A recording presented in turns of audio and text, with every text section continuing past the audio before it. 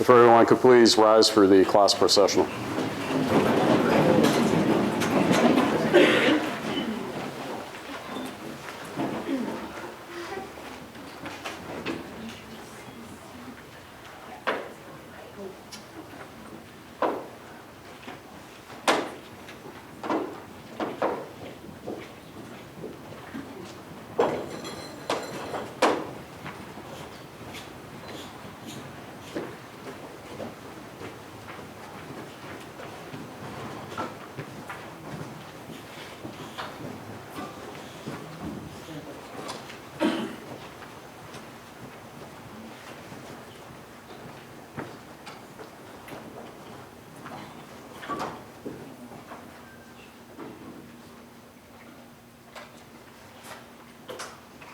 Leah, face.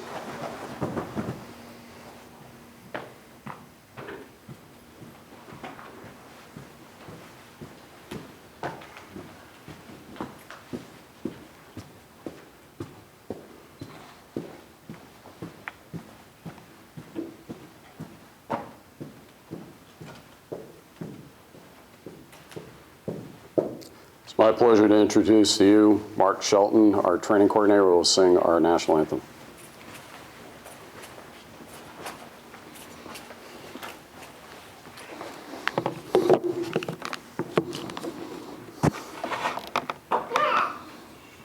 Present arms.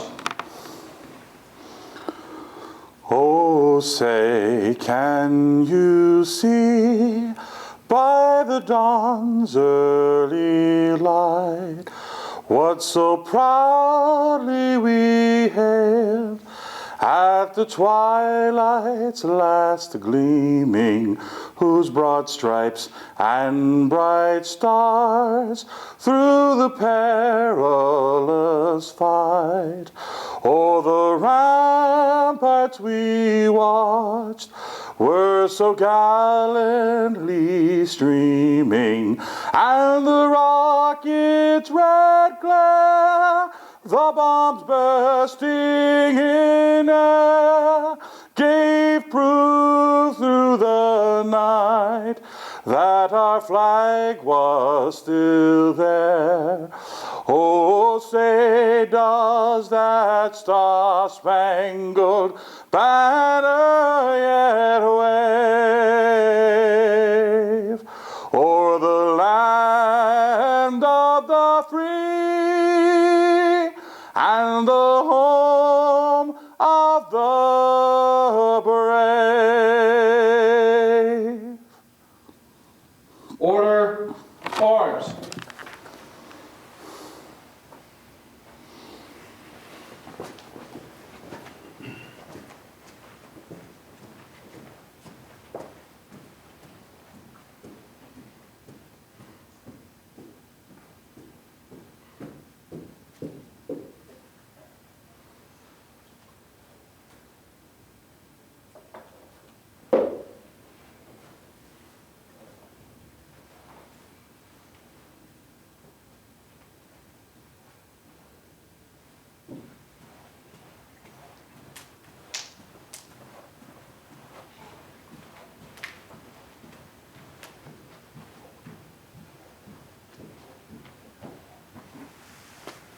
Commissioner, I present to you your 117th Vermont Correctional Academy.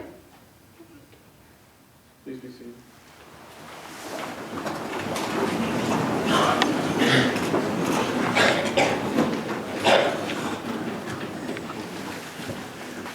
Good morning. Welcome to the graduation ceremonies of the 117th Vermont Correctional Academy.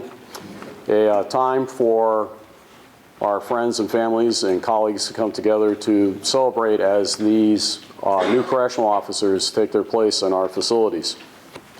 At this time, I'd like to introduce the panel on stage. All the way to my right is Greg Hale, Superintendent of the Northwest State Correctional Facility, William Lawhorn, who is the Director of the Correctional Facilities, and Commissioner Andrew Kalita. Back on May 29th, 23 people showed up in front of me in Lyndonville to begin the 117th Academy. 18 officers sit before you today. It was a difficult, challenging 5 weeks. They were tasked with very many academic and mental and emotional challenges to overcome in those 5 weeks, which these 18 individuals have done. I can tell you, Commissioner, that the class comes with a lot of experience and education, that they did an exceptional job, that they were very much a team during those 5 weeks. It was a pleasure to watch them come together and work diligently. Some of the examples would be, of course, in the last week as one of their fellow classmates worked hard to make up some work that without a doubt, when I said I needed volunteers to assist, every hand in the room went up. And many stayed and volunteered their time to assist their classmate in being successful and graduating today. And I think that's a statement about the 117th. It's a pleasure to present them to you. As with any academy and graduation, we start with our Academy Achievement Awards. And the first award that we're going to present is the class valedictorian. This individual, as I watch an academy go through their 5 weeks, this class in particular took 15 tests and or physical skills and assessments during their time with us. And this individual did a fantastic job. And I would like Nicole Peixoto to come to the stage, please.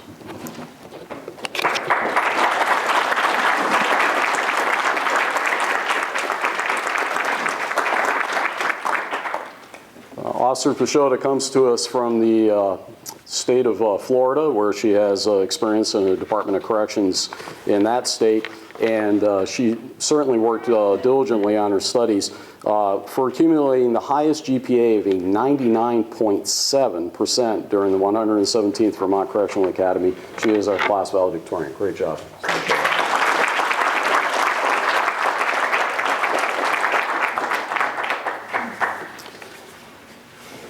During the academy, we train all the staff to step up into their leadership roles. Everybody in this room has had an opportunity to be a squad leader, to possibly lead some type of wellness activity, and or to actually be the class leader chosen by staff for the week. The class is polled as to who they believe presented them with leadership during their time during the 117th, and staff make a decision. And so what I'd like at this time is Christopher LePan to come to the stage, please.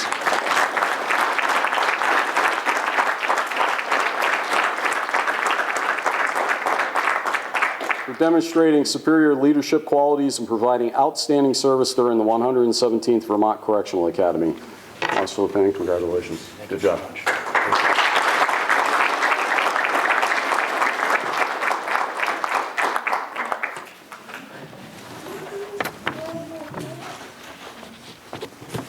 The other task that I give the class as we enter week 5 is that I ask the class to nominate who they believe should be their class speaker. This person in their class should represent the 117th and be what they believe to be the example of a fine Vermont correctional officer. And it is my pleasure to introduce to you someone who was definitely one of those team players, to the point where yesterday at lunchtime, as we were preparing to spray a fellow classmate with pepper spray to bring him into compliance with his certification, Ms. Harthman volunteered for a second spraying of OC, stepped up to the plate as a team player to assist her classmate and be there to show her support. So I want to invite the 117th class speaker, Nalani Harthman.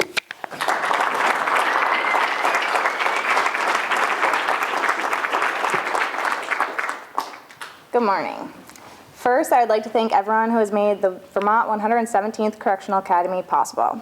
I would like to give a special thanks to Mr. Cathcart, Mr. Leibold, the other instructors who have helped us prepare for our new careers in corrections, and also to our families who have supported us over the past 5 weeks. I would also like to thank my fellow classmates who have nominated me to speak at this graduation. I can remember the first day that we arrived here as if it was yesterday. We were all standing outside in our own groups waiting for the rain to fall. Mr. Cathcart exited the building shouting at us to get in a line and stand at attention. I had no idea what attention meant, and I honestly thought I was in the wrong place. I was nervous for what I got myself into, and I was certainly out of my comfort zone. From that first day, we were expected to act professionally, and we had been trained to do so. As we started our journey with 24 correctional officers, we have lost some due to academics and some because it was not the job for them.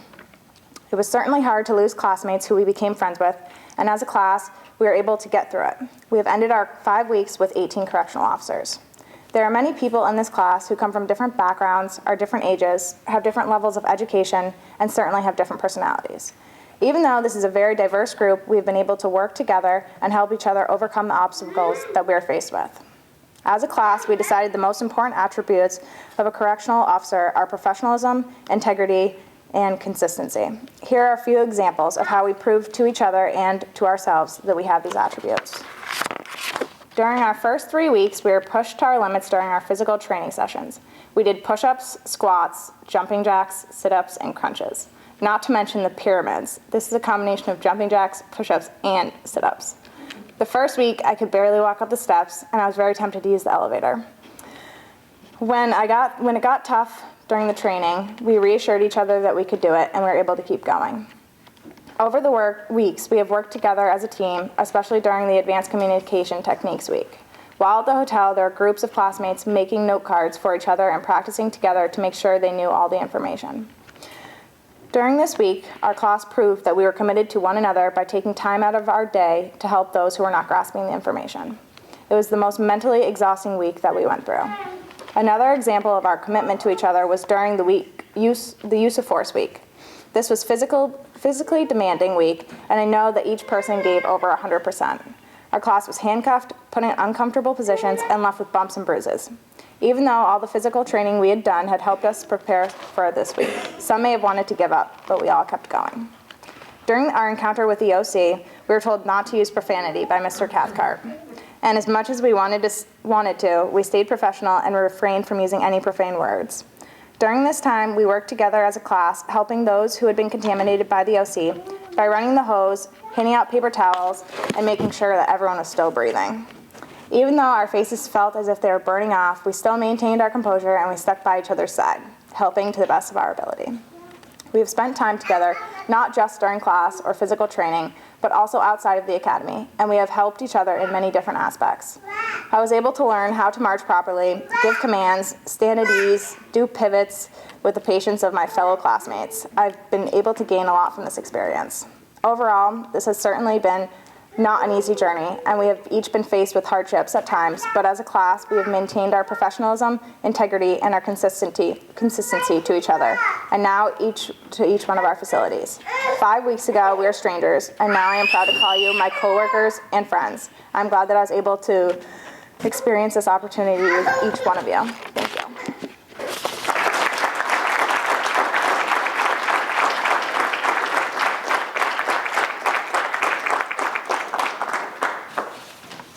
Thank you, Ms. Hartman. It's my pleasure to introduce to you at this time the Commissioner of the Vermont Department of Corrections, Andrew Kalita.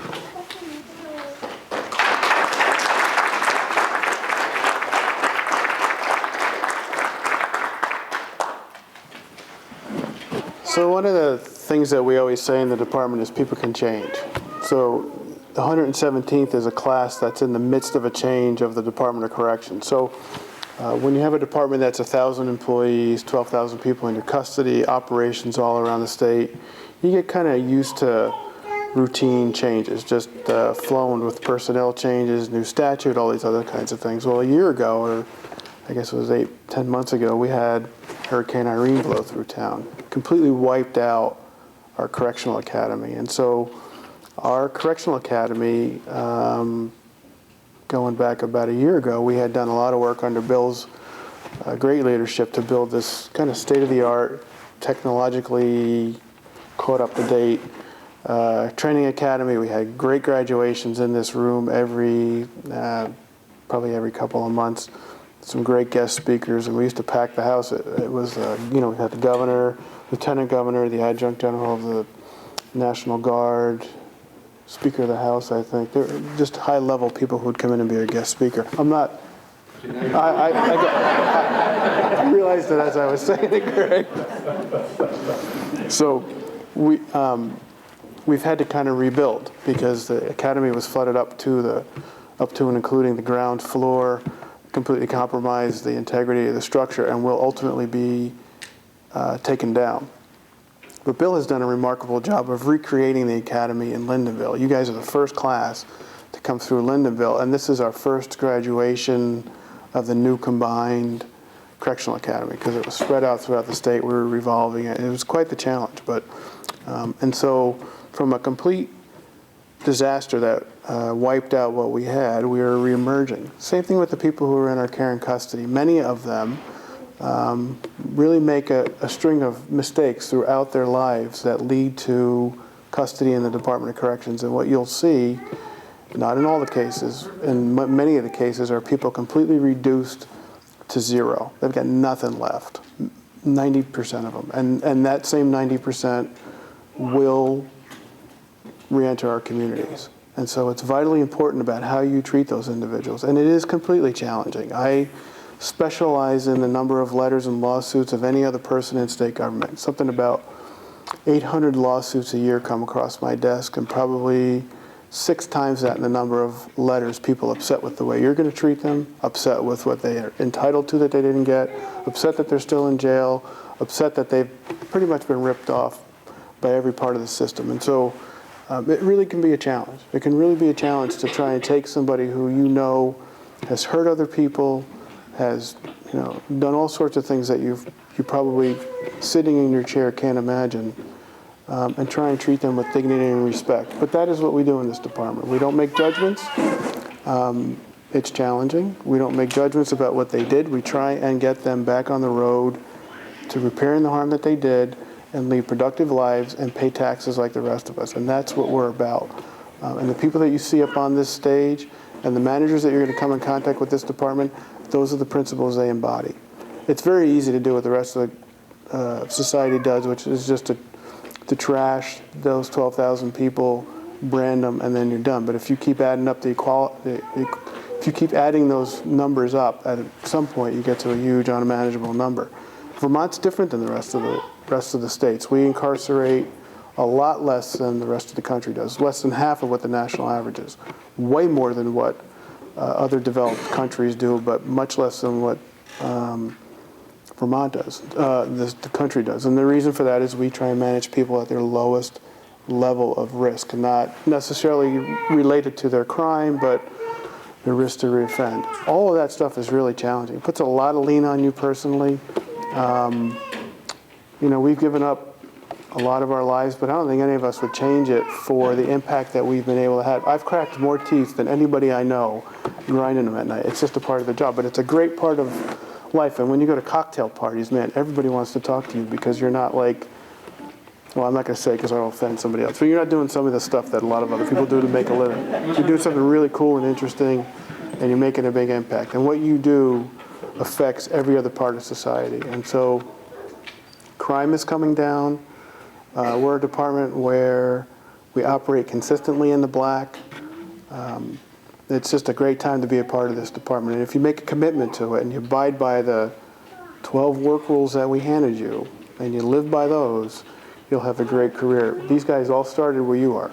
And so it's a great place to begin, and you'll have a great ending. And if you want to have career movement, I started out in state government as a pay grade 19. I never wanted to be the commissioner, but you take these challenges as they come and you embrace them, and you have a good job, benefits, you have union protection, retirement plan. That doesn't sound like much now, but when you get to be where we are, it's a big deal.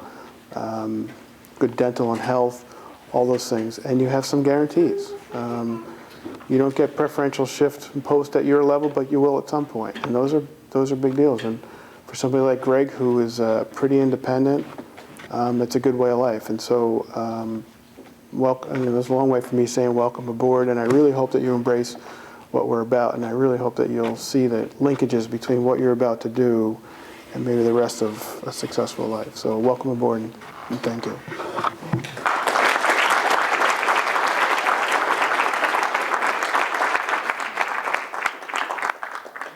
Thank you, Commissioner. And it's now time for our certificate presentation. Attention!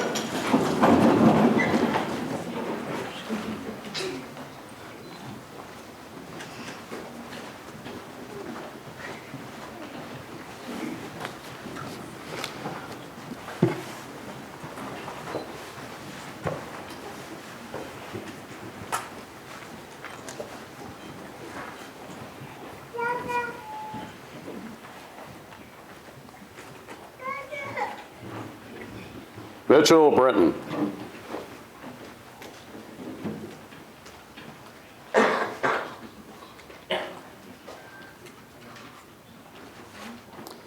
Michelle Burton.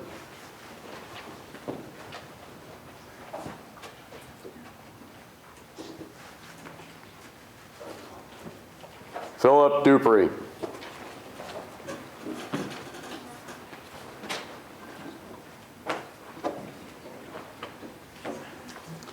Jason Gravel.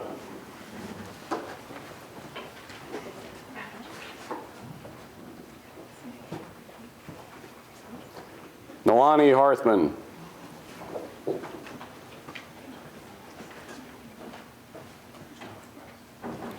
Jennifer Jones.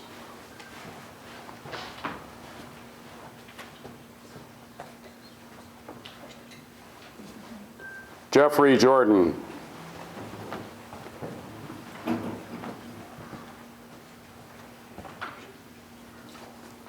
Christopher LePan.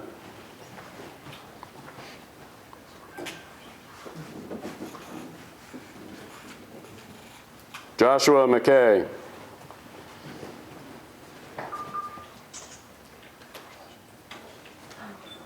Daniel Martin.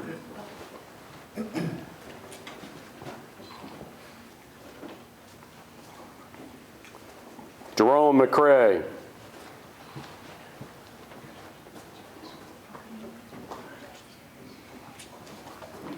Nicole Pashota.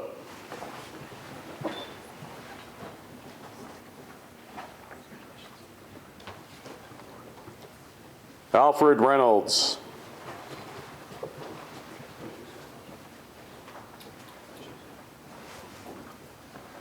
Kyle Richard.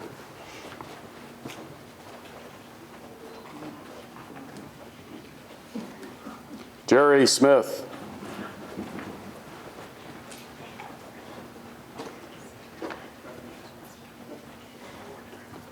Robert Stewart.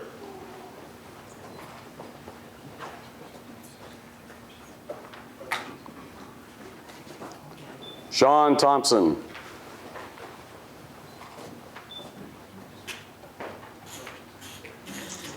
Justin Washburn.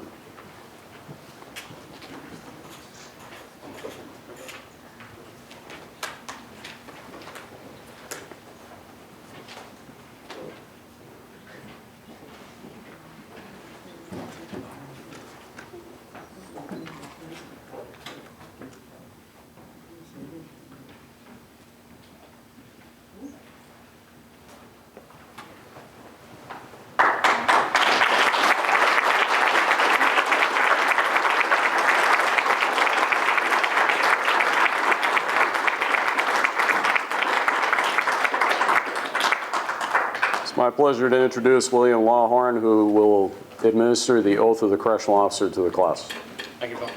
Good morning. Good morning, sir. So the oath of office, it's not just a ceremonial part of graduation, where I stand here and read off the oath and you repeat after me.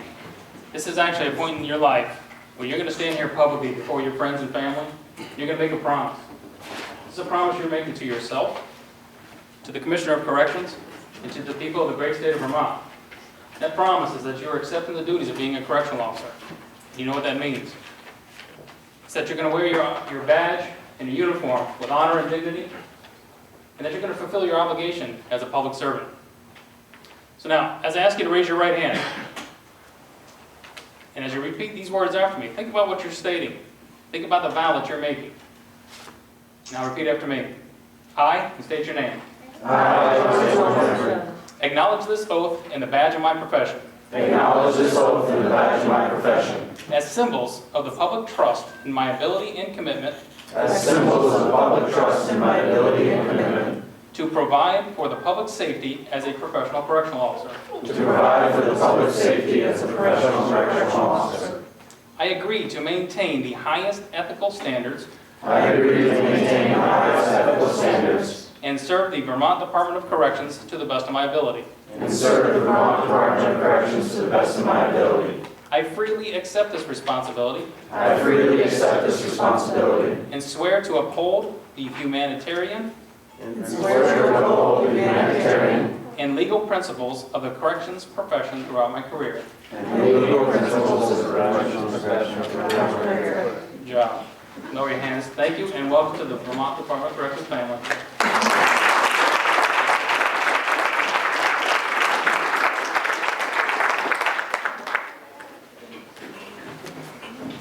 Class, take your seats, please.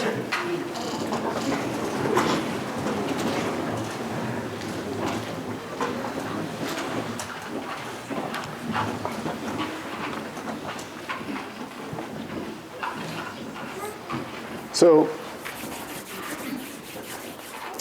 I gotta come up with a good one here, Greg. So, one of the things when you have a management job in the Department of Corrections is a lot of stress.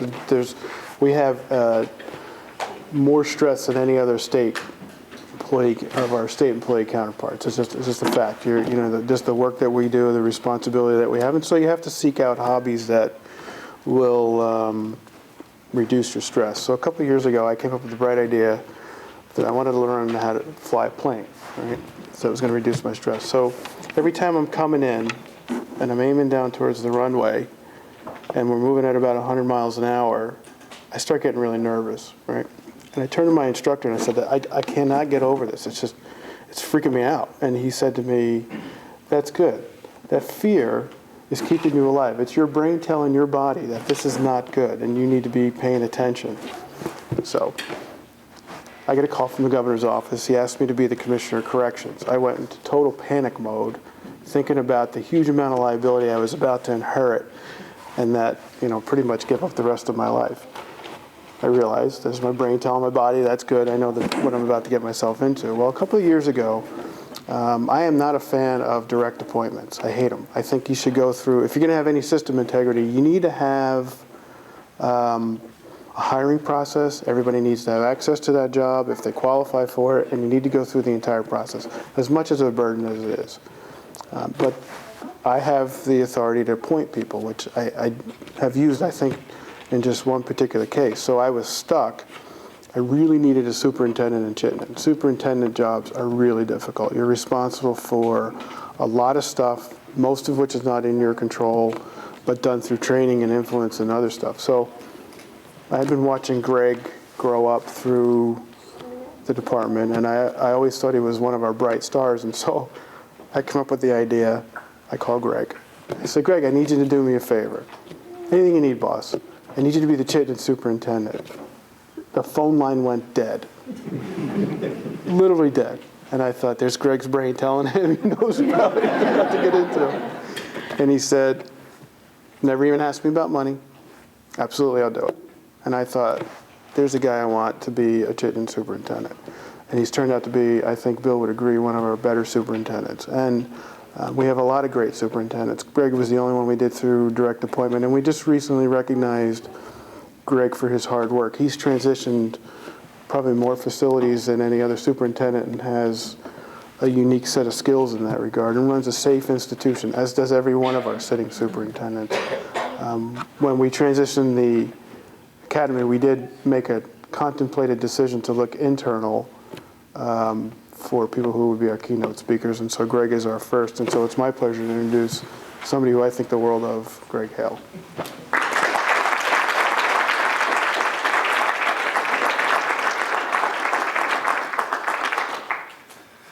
I don't know, it's a hard act to follow after the lieutenant governor and I'm not sure. So, of course, when I hit the door, Ms. Hartman, the first thing she said was, we heard you were speaking for 9 minutes and 30 seconds. And I wasn't sure if she was looking forward to the speech or looking forward to the end, but we'll. But she's coming to work at my place, so I assume she was looking forward to the speech. We'll see. So I want to welcome everybody to a great event. I love these things. Started out right where everybody here started out as a temp in St. Albans back in 1988. I don't admit that often, so you're witness to something today. One of the great things about the department is the amount of opportunities before you. Now, I know you don't necessarily know all that now. You're coming in the door, but for someone that's been around, and one of the things that folks thought I should talk about is a little bit about the path I took with the department. First, we should talk about the process. And you guys went through an extensive training academy, which is fantastic. And when I started, and a few of my compadres, my peers out there in the crowd started, the process was pretty simple. My interview was about a minute and a half long. I met with the chief of security, who kind of looked me up and down and said, you're a pretty big boy. You take care of yourself. I said, yes, sir, I think so. He said, can you have a little attitude when you need it? I said, I'm told I can. He said, you're hired, show up on Monday. And that was it. It was literally, that was it. And the training was you guys had 5 weeks. Mine was about 10 minutes. They handed me the keys, pointed me to the unit, and said, don't let too many out at one time. That's the rule to live by. I lived by it for 20-something years, believe me. I think the reason for that is everybody should understand, the family, the friends, should understand how much this training, takes to, or how much it affects you. That it's hard training, it's difficult training. It's really the difference between being, a guard somewhere and being a correctional officer or a correctional professional. It's outstanding training. The academy does a great job. I had the opportunity to go up last week and watch for a couple hours. I think they took me hostage for a few minutes. Which is always fun, something a little different. They are really to be congratulated for the work they did. It's very difficult, and they've done an outstanding job. So, in '88, I walked into corrections, and I was fresh out of the military, and I thought, it's a good temporary job. I'll earn a few bucks. I'll jump out in a year or so somewhere else. And by the way, that seems to be the plan of a lot of people. And then when you get there, you kind of fall in love with the job. And I was a couple months into it saying, I kind of like it. I like this. I could do this. And here I am 24, 25 years later. It's been an outstanding experience for me. I've learned a lot, and I have grown up in the system for sure. Started when I was 19, and now I'm 29 or so in that area. So, I worked in the facility at a number of jobs. I started as a temp. I made permanent, CO2, acting shift supervisor there. And then I went to the field, and I worked for probation and parole for the next 15 or so years. And I worked as a community correctional officer. I was a probation officer, casework supervisor. And that was some of the greatest work ever for me. When you talk about opportunities in the department, there were so many things outside of the job, the peripheral stuff that you can do. I helped open a community center. I was on neighborhood watch groups, liaison with the police departments, doing warrant searches with the U.S. Marshals. So many opportunities out there for you to learn and to experience. So it was fantastic. After that, I went to Central and was kind of coordinating our beds, our difficult folks to get out, and trying to assist with that. And I also helped implement the statewide electronic monitoring system, GPS, alcohol monitoring. So I learned a lot there. I was there about a year. And I remember the night that the commissioner's talking about. I was at my son's basketball game on a snowy night in North Hero, and the phone rings, and I was not going to take it, and then I saw, well, I think that's the commissioner's number. And I sat in shock for a minute in the car and called my wife and said, what do you think of that? So glad I jumped at it. It's been a fantastic experience. Stressful is a good word, and my fellow superintendents in the back room would all agree and nod. It's as rewarding as it is, there's certainly some stressful moments. A couple nights up making coffee at 3 in the morning because you know you're not going back to sleep, and those kind of things. So, something that struck me as you were talking about it is the experiences you have here. They really do kind of make you the life of the circle, and it made me think about a couple years ago. I was staying at my mother's camp. She has a camp up on a pond, and I was there a night by myself. The first night, my wife was coming up the next day, and I sat out by the fire, and I was having a beer and watching the stars, and a lady next door says, "Hi, I'm so and so, and what do you do for a living?" And I told her, and that sounds interesting, and started asking me questions. And within an hour, I think I had 15 people around that fire, and I didn't know any of them, and they all wanted to hear the stories, and so this is something you'll learn as you go forward in your career. You will absolutely find yourself talking to people, telling stories, and their job will just be on the floor, okay? You are going to see things and do things and experience things that no one else will. Some nobody else wants to know about, by the way. They're not all braggable, that's for sure. I thought, yeah, I won't even tell a story, but there's a few, that's for sure. So that's absolutely true. That's absolutely true.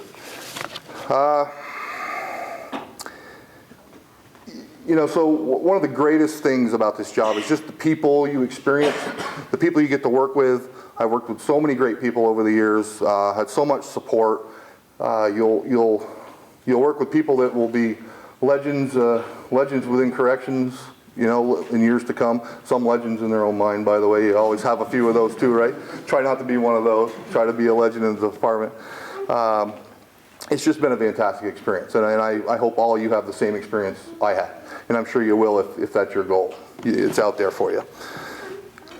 As a manager and as a person, one of the things I really cherish the most is family.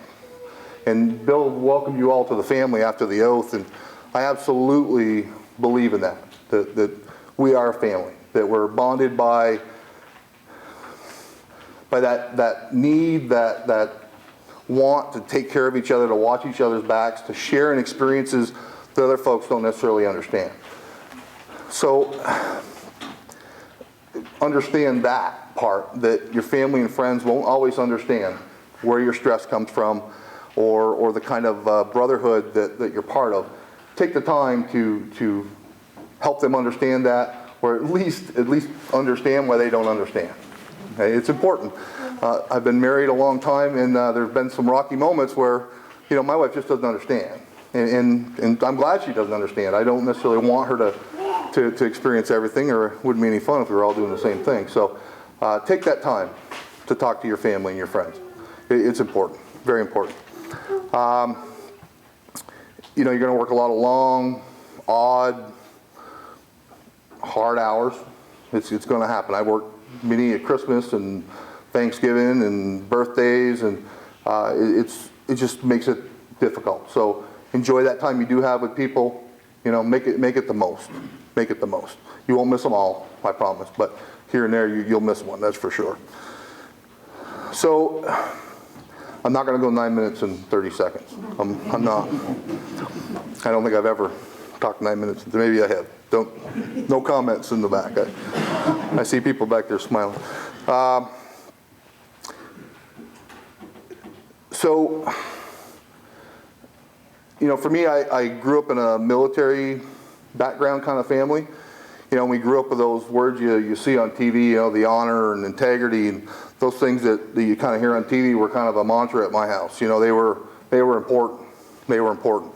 And my grandfather, who was a hardline kind of veteran and patriot, never missed an opportunity to give me a lesson in one of those things.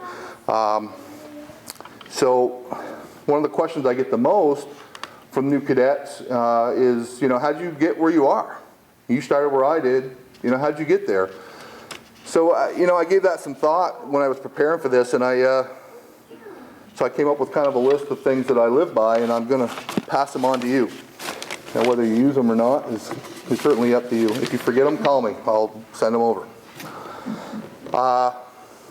So this recipe's worked for me, on duty and off duty. It's how I try to carry myself in my life. It's the kind of person I try to be. I use these concepts and ideals. Integrity. Integrity. Be in possession of firm principles that represent who you are and what you stand for. Honesty. Always and forever tell the truth. Tell the truth. No matter how bad it is, it's made worse by not being honest about it. And even those that hate to hear the truth, they respect the fact that you're willing to say it. Bearing. Bearing's a good one, especially when you're working in a correctional facility. Carry yourself with confidence. Apply the concepts of the DOC equally and fairly. You know, in an environment where there's a few dozen of us controlling a few hundred people, presence is everything. Right? Bearing. Pride. Be proud of what you do and who you are. Always and forever. Dependability. Be the person that others can look to for reliability, loyalty, and steadiness. You want to be that person that everybody else looks to. Compassion. Have understanding, sympathy, and empathy for the suffering of others, regardless of who they are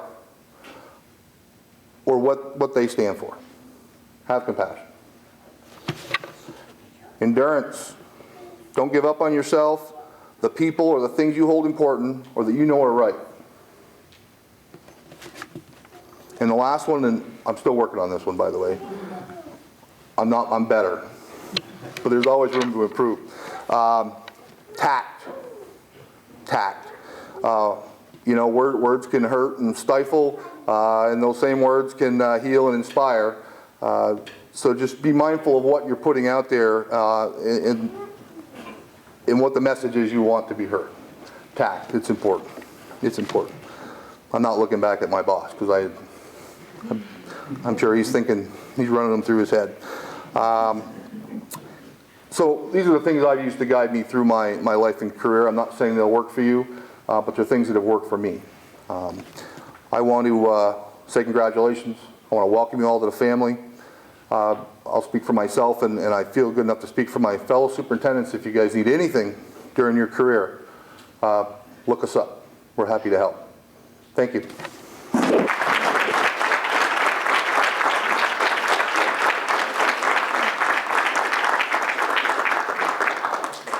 Thank you, Greg. A lot of words to live by. In closing, I'd like to take the time to thank the executive management team of the department, certainly for your support as we have gone through our changes that are occurring.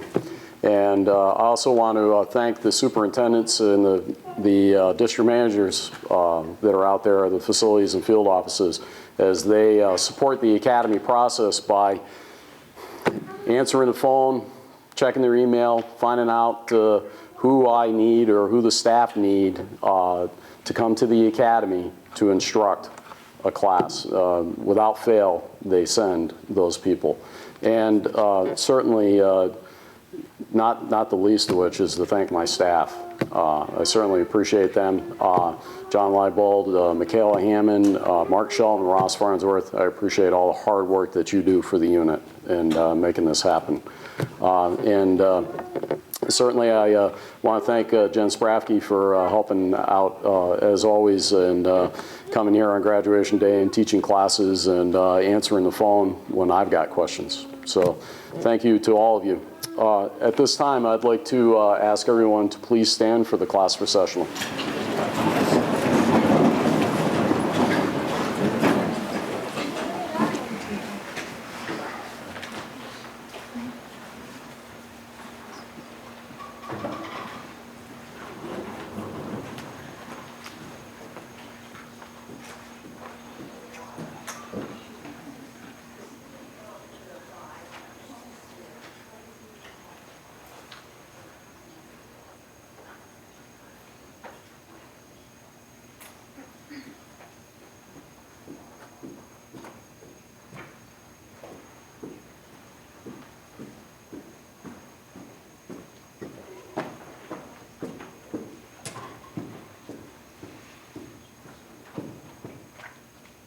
VCA. Push.